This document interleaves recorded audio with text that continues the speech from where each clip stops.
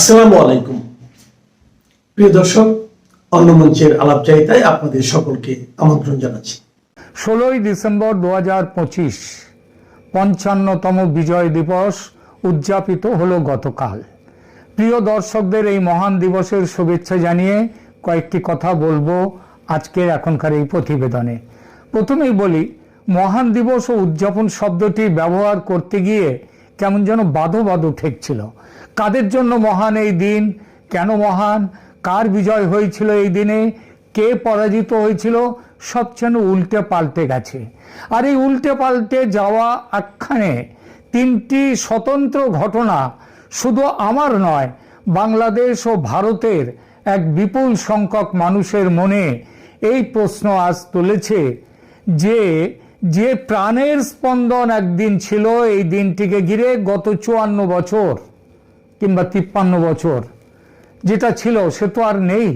তাহলে কেন বলবো এই দিনকে মহান, কেন উদযাপন করব এই দিনটিকে? আগেই বলেছি, তিনটি স্বতন্ত্র ঘটনা উল্লেখ করে দেখাতে চাইব 2025-এর এই দিনটি আজ কোথায় এসে পৌঁছেছে। মোহাম্মদ ইউনূস, তাকে নিয়ে প্রথম ঘটনা। এই দিনটি তিনি কিভাবে পালন করলেন? 16ই ডিসেম্বর গতকাল জাতীয় স্মৃতিস্তম্ভে পুষ্পার্ঘ্য নিবেদন করে মুক্তিযুদ্ধের শহীদদের প্রতি সম্মান প্রদর্শন করেছেন তিনি। ইনি সেই ইউনূস যিনি গত দেড় বছর ধরে চেষ্টা করে গেছেন যে এই সরকারের এই দিনটিকে ভুলিয়ে দেওয়ার চেষ্টা করে গেছেন, যিনি গত দেড় বছর একেবারে বিপরীতমুখী কাজ করে গেছেন। তার সেই কাজ আজকে গতকাল যে বিজয় দিবসে তিনি জাতির উদ্দেশ্যে ভাষণ টাষণ ইত্যাদি দিলেন, এটা তার মুখ নয়, তার সরকারের মুখ নয়, মুখোশ, মানুষকে ধোঁকা দেয়া। গত বছর এই দিনটির কথা মনে ছিল না ইউনূসের, কারণ তখন তার স্মৃতি থেকে তিনি স্মৃতিভ্রষ্ট হয়েছিলেন। এসব কাজ তার মাথায়, এই যে এই দিনটির কথা তার মাথায় ছিল না। গত বছর প্রতিটি পদক্ষেপে মুক্তিযুদ্ধকে অপমান করে এসেছেন তিনি ও তার সরকার। এটাকে বাংলাদেশের স্বাধীনতা সংগ্রাম না বলে পাকিস্তানকে দ্বিখণ্ডিত করার ভারতীয় চক্রান্ত বলে এসেছেন। রিসেট বাটন পুশ করে মুছে ফেলতে চেয়েছেন 71-এর শৌর্য বীর্যের কাহিনী। তিনি হঠাৎ কেন এই দিনটি উদযাপন করলেন, কেন করতে এলেন? হিসাবটা রাজনীতির, প্রাণের টানে নয়, রাজনীতির টানে। তিনি বুঝেছেন বাংলাদেশের এক বিরাট সংখ্যক মানুষ তার সরকারের হাজার চেষ্টা সত্ত্বেও মুক্তিযুদ্ধের চেতনাকে এখনো ধারণ করে আছেন তাদের ভেতরে। এই মানুষদের জন্য ছলনার আশ্রয় নিয়ে বিজয় দিবস উদযাপন করেছেন মোহাম্মদ ইউনূসের সরকার। এটাই মুছে দেওয়ার কাজ। দ্বিতীয় বছরে রাজনীতি করার জন্য তার জামাতি বন্ধুদের মনে পড়লো বিজয় দিবসের কথা, সেটাও মানুষের চোখে ধুলো দেওয়ার জন্যে। বিজয় দিবসে যে আইকনিক সামরিক কুচকাওয়াজ হতো সেটা বাতিল করা হয়েছে। তার আগে মুক্তিযুদ্ধের সাথে সম্পর্কিত প্রধান জাতীয় দিবসগুলি, যেমন শেখ মুজিবুর রহমানের ঐতিহাসিক ভাষণের দিন 7ই মার্চ, তার জন্মদিন 17ই মার্চ, তার হত্যার জাতীয় শোক দিবস 15ই আগস্ট এবং সংবিধান দিবস 4 নভেম্বর বাতিল করা হয়েছে। এই বাতিলকরণের কাজগুলি একটি প্যাটার্ন তৈরি করে, যা সাংস্কৃতিক পরিচয়ের ভিত্তি, যে ভিত্তির মূলে আছে এই বিজয় দিবস, সেটাকেই অপমানিত করে। আরও উদ্বেগজনক হলো শারীরিক এবং প্রাতিষ্ঠানিক সংস্কার। শেখ মুজিবুর রহমানের প্রতিকৃতিগুলি সরকারি অফিস এবং মুদ্রা নোট থেকে সরানো হয়েছে, যা তার দৈনন্দিন জীবনে অপসারণকে প্রতীকী করে তোলে। মুক্তিযুদ্ধ স্মরণীয় মূর্তি এবং মুরাল অপবিত্র করা হয়েছে, ধ্বংস করা হয়েছে, তাদেরকে অপমানিত করা হয়েছে। সবচেয়ে বিপর্যয়কর পদক্ষেপ ছিল তার শিরোনাম জাতির পিতা মুজিবুর রহমানকে থেকে জাতির পিতা এই বিশেষণটিকে অপসারিত করা। একই সঙ্গে মানব অধিকার এবং মুক্তিযোদ্ধাদের উপর দমন পীড়ন সমানে চলেছে গত 1.5 বছর। প্রায় 200 জন প্রকৃত মুক্তিযোদ্ধাকে যারা 1971 সালে লড়াই করেছিলেন স্বাধীনতার জন্যে, তাদেরকে সন্ত্রাসবাদী এবং রাজদ্রোহের অভিযোগে গ্রেপ্তার করা হয়েছে।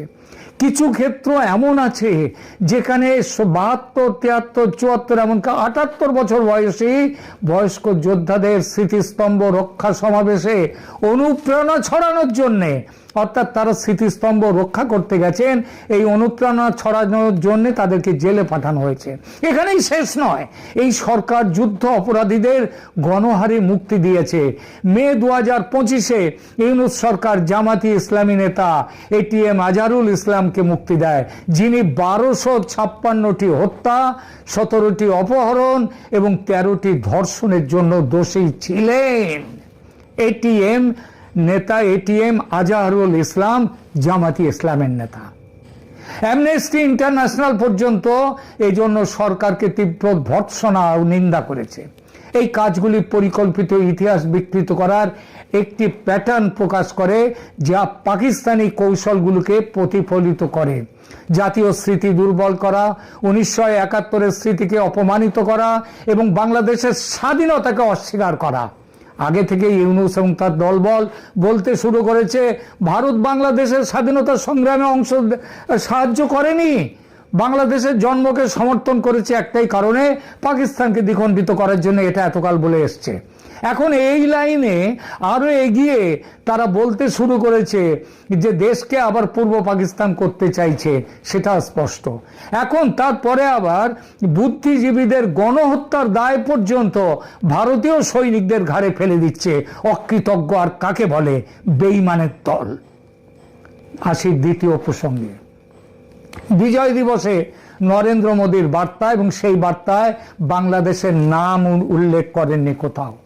16 ডিসেম্বর তারিখে নরেন্দ্র মোদী সোশ্যাল মিডিয়ায় একটি বার্তা প্রকাশ করেছেন, যাতে তিনি লিখেছেন, বাংলায় বলছি, বিজয় দিবসে আমরা সাহসী সৈনিকদের স্মরণ করি, যাদের সাহস এবং ত্যাগ 1971 সালে ভারতের ঐতিহাসিক বিজয় নিশ্চিত করেছিল। বাংলাদেশের নাম নেই, বাংলাদেশে কোনো উল্লেখ নেই। এই জন্য আবার নাকি গোঁসা হচ্ছে অনেকের গোঁসা হচ্ছে যে ভারত এবং বাংলাদেশ যৌথভাবে এই যুগান্তকারী মুহূর্ত স্বীকার করে এসেছে এতকাল। আজ তাহলে মোদির এই শব্দ চয়ন কেন বাংলাদেশের উল্লেখ নেই? এই প্রশ্নটা ভারতের উদ্দেশ্যে না করে নিজেদের উদ্দেশ্য করুন। আপনারাই তো বলে এসেছেন যে ভারতীয়রা সেদিন, ভারতীয় সৈন্যরা সেখানে সেদিন বাংলাদেশে পূর্ব পাকিস্তানে এসেছিল পাকিস্তানকে দ্বিখণ্ডিত করার জন্য, আপনাদের স্বাধীনতা সংগ্রামের পাশে দাঁড়াবার জন্য নয়। তাই যদি হয়ে থাকে তাহলে আজকে মোদিজি, নরেন্দ্র মোদী যখন বলছেন যে এখানে বাংলাদেশের নাম উল্লেখ করলেন না এবং ভারতীয় সৈন্যদের ভূমিকাকে তিনি বললেন যে ভারতের বিজয়, ভারতীয় সেনার বিজয় হিসেবে, তখন আপনাদের এত প্রতিক্রিয়া কেন? আপনারা গাছেরও খাবেন, তলারও কুড়োবেন। হ্যাঁ, একদিকে বলবেন ভারত পাকিস্তানকে দ্বিখণ্ডিত করেছে, বাংলাদেশকে স্বাধীন করবার জন্য এগুলো করেনি, আবার এখন বলবেন কেন ভারত আমাদের নাম উল্লেখ করেনি। ইউনূসের আইন উপদেষ্টা আসিফ নজরুল ফেসবুকে লিখেছেন, আমি দৃঢ়ভাবে প্রতিবাদ করছি। কেন হে? আসিফ নজরুল, যার আর এক নাম আসিফ নয়, আশিক নজরুল, প্রেমিক নজরুল। তা সেই প্রেমিক আশিক নজরুল তিনি এই 16 ডিসেম্বরে 1971 তিনি লিখছেন, আমি দৃঢ়ভাবে প্রতিবাদ করছি। ডিসেম্বর 16, 1971 বাংলাদেশের বিজয় দিবস ছিল। এই বিজয়ে ভারত একটি মিত্র ছিল, আর কিছু নয়। কেন ভাই এ কথাটি কেন বলছেন? মনে নেই?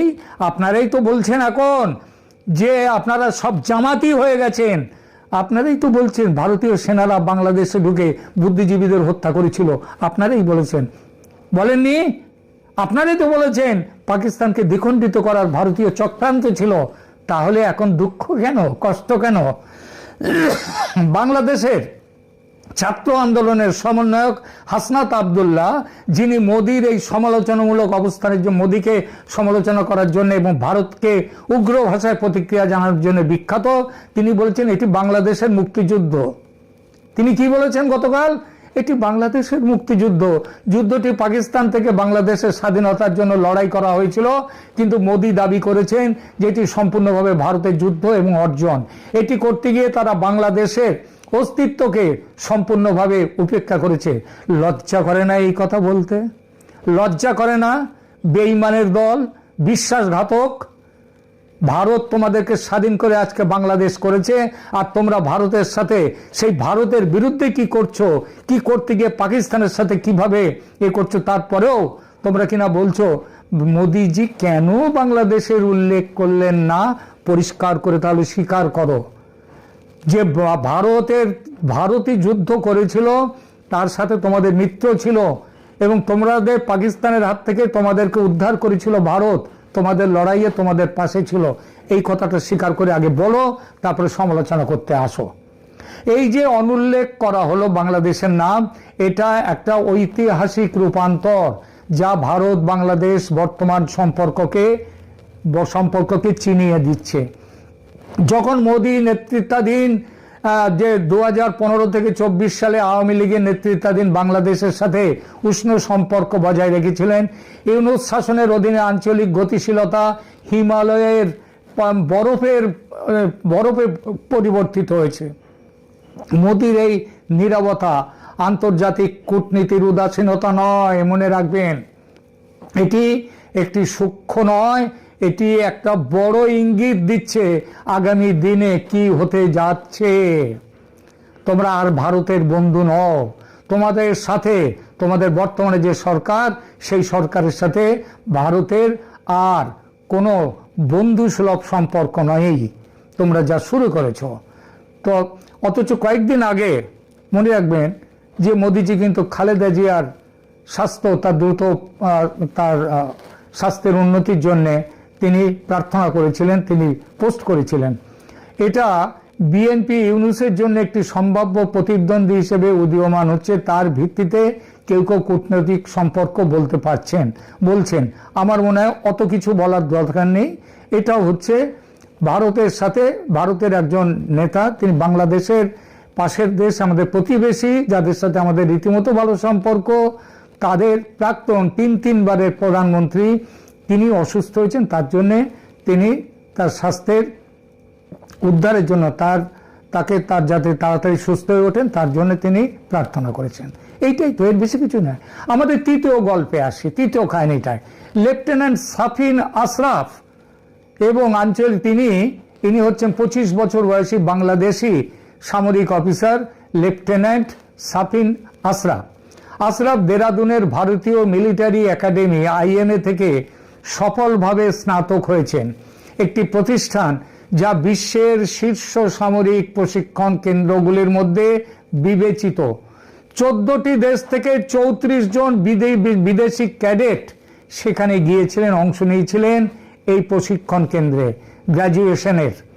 সেখানে এই 34 জন বিদেশি ক্যাডেটের মধ্যে আশরাফ হয়েছেন সেরা বিদেশি ক্যাডেট, সেরা। তিনি প্রথম অর্ডার অফ মেরিট